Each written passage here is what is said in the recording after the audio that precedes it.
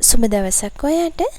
පළවෙනි පාරට හදන කෙනෙක්ට වුණත් වරදින්නේ නැතිව ගොඩාක්ම ලේසියෙන් අලුවා ටිකක් හදාගන්න විදිහ තමයි අද මම ඔයාට කියලා දෙන්න යන්නේ. ඉතින් කැවිලි වර්ග අතරින් ගොඩාක්ම අඩු වියදමකින් ඒ වගේම ගොඩාක්ම ලේසියෙන් හදාගන්න පුළුවන් කෑමක් තමයි අලුවා කියලා කියන්නේ. හැබැයි ඉතින් පුංචි අත්වැරදීමකින් වුණත් හරිම ඉක්මනට වරදින්නත් පුළුවන්. ඔන්න ඉතින් අද මම ඔයාට කියලා දෙනවා චුට්ටක්වත් වරදින්නේ නැතිව දවස් ගාණක් ගියත් හයි වෙන්නේ නැතිව කටේම දී වෙලා යන විදිහට ගොඩාක්ම ලේසියෙන් අලුවා ටිකක් හදාගන්නේ කොහොමද කියලා. එහෙනම් අපි ඉක්මනින්ම වීඩියෝ එකට යමු. ඉතින් මුලින්ම අපිට ඕන කරන්නේ තෙත හාල් පිටි. මෙතන මම හාල් පිටි ග්‍රෑම් 500ක් අරගෙන තියෙනවා. ඉතින් මේ හාල් පිටි එක මම කඩෙන් අරගත්තේ.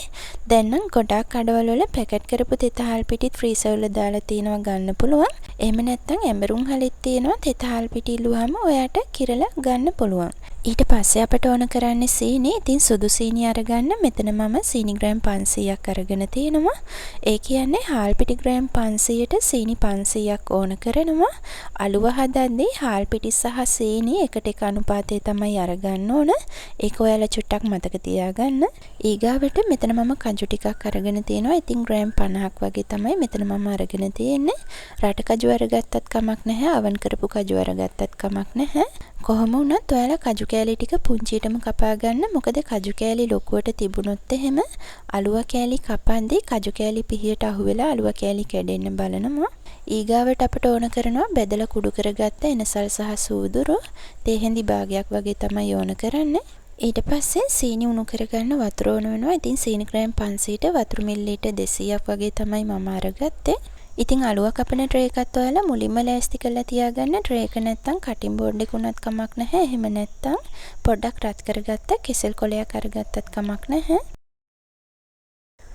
දැන් අපි මුලින්ම හාල් පිටි ටික බෙදගෙන ඉමු. ඉතින් හාල් පිටි බඳිද්දී ඔයාලා මේ වගේ චීනත් චට්ටි තාච්චියක් තියෙනවා නම් පාවිච්චියට ගන්න. මොකද non stick භාජන වල හාල් පිටි බදින්න ගියොත් එහෙම ඔයාට ගොඩක් වෙලා බදින්න වෙනවා. ඉතින් පිටි ටික බදින්න ගත්තට පස්සේ අපි පිටි ටික තාච්චියට දාගත්ත වෙලේ ඉඳලා පිටි ටික බෙදලා ඉවර වෙනකම් මේ වගේ හොඳට හැඳි ගා ගන්න ඕන. මොකද එහෙම නැති වුණොත් එහෙම අඩියම තියෙන හාල් පිටි ටික ඉක්මනට කර වෙන්න බලනවා. අනිත් දේ තමයි ඔයාලා ලිපේ ගින්දර මෙන්න මේ වගේ මට්ටමින් තියාගන්න ඕන.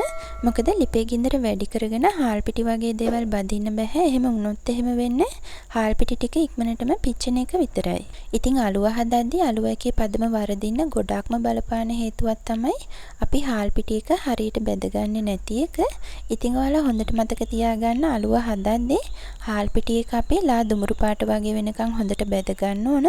ඔයාලා දන්නවා සාමාන්‍යයෙන් සුදු පාට වුණත් ගොඩක් කාලයක් ගියාම ලා දුමුරු පාටක් වගේ වෙනවා. එහෙම වුණාම අපි කියන්නේ ඇද්දල පාට කියලා.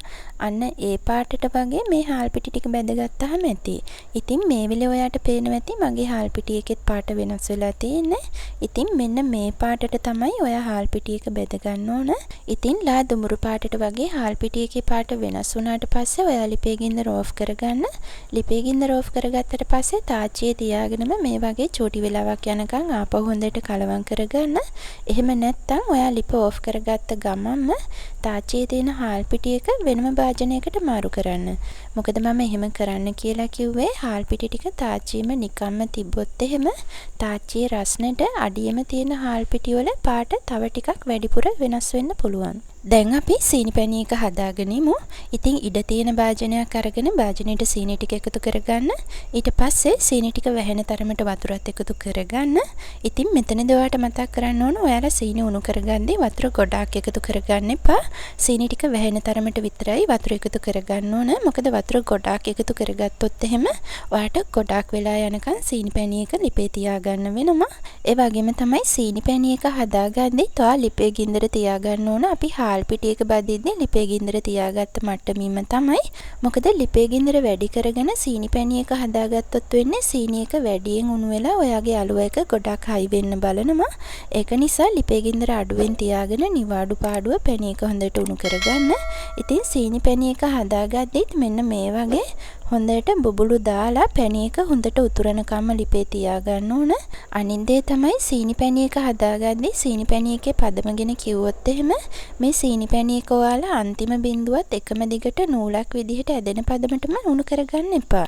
හැන්දට සීනි පැණි ටිකක් ගත්තාම අන්තිම බිඳු ටික මෙන්න මේ වගේ කැඩි කැඩි වැටෙන පදමට තමයි ඔයා මේ පැණි එක හදාගන්න ඕන.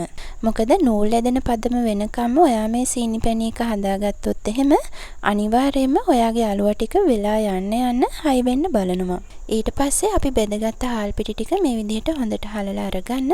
අන්තිමටම මේ ඉතිරි වෙන කැට ටික අපිට අතින් පොඩි කරගන්න අපහසුයි. ඒක නිසා ග්‍රයින්ඩ් කප් එකට දාලා හොඳට ග්‍රයින්ඩ් කරලා ඒ ටිකත් ආපහු හලලා අරගන්න. ඉතින් අලුවා ටික හදන්න ගන්න කලින් මේ හාල් පිටි ටික හොඳට සීතල වෙනකම්ම නිවෙන්න තියන්න ඕන. ඒ වගේම තමයි ඔයා හදාගත්ත සීනි පැණි එකත් අනිවාර්යයෙන්ම හොඳට සීතල වෙනකම්ම නිවෙන්න තියන්න. ඉතින් සීනි පැණි එක හොඳටම නිවෙන්න තිබ්බහම සමහර විට ආපහු පැණි එකේ සීනි කැට හැදෙන්න බලාවි. එහෙම වුණොත් එහෙම හොඳට උතුරවලා නිවාගත්ත වතුර මේස හැඳි 3ක් වගේ දාලා පැණි එක ආපහු හොඳට කලවම් කරගන්න. ඔන්න දැන් අපිට පුළුවන් අලුවා ටික හදන්න පටන් ගන්න. මුලින්ම ඔයා ලෑස්ති කරගත්ත ට්‍රේ එකට බෙදපු හාල් පිටි ටිකක් මේ විදිහට හොඳට ඉහා ගන්න.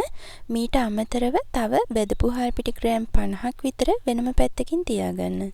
දැන් ඔයා කුඩු කරගත්ත සුවඳ කුඩු ටිකයි කපාගත්ත කජු කෑලි ටිකයි හාල් පිටියකට එකතු කරලා මේ විදිහට හොඳට කලවම් කරගන්න. ඊට පස්සේ ඔයාට කරන්න තියෙන්නේ සීනි පැණි එකෙන් ටික ටික එකතු කරගන්න ගමන් හාල් පිටියක හොඳට කලවම් කරගන්න එක. ඉතින් මෙතනදී ඔයාට මතක් කරන්න ඕන මේ වැඩේ ඔයා ටිකක් ඉක්මනින් කරගන්න ඕන. අනිත් දේ තමයි ඔයාලා අලුවා මිශ්‍රණය හදාගද්දි පුළුවන් තරම් අතින්ම අනන්න බලන්න. මොකද ඔයාගේ අතට තමයි හරියටම අලුවා මිශ්‍රණය පදම තේරෙන්නේ. ඉතින් මෙන්න මේ වගේ එක ගුලියකට ගන්න පුළුවන් වෙන විදිහට ඔයා මේ පිටි මිශ්‍රණය හදාගන්න ඕන. ඉතින් මෙන්න මේ වගේ එක ගුලියකට ගන්න පුළුවන් වෙන විදිහට අලුවා මිශ්‍රණය හදාගත්ත ගමන්ම ඉක්මනින්ම ඔයා කලින් ලෑස්ති කරගත්ත ට්‍රේ එක උඩින් මිශ්‍රණය තියලා මේක ඔයා තුනී කරන්න පටන් ගන්න.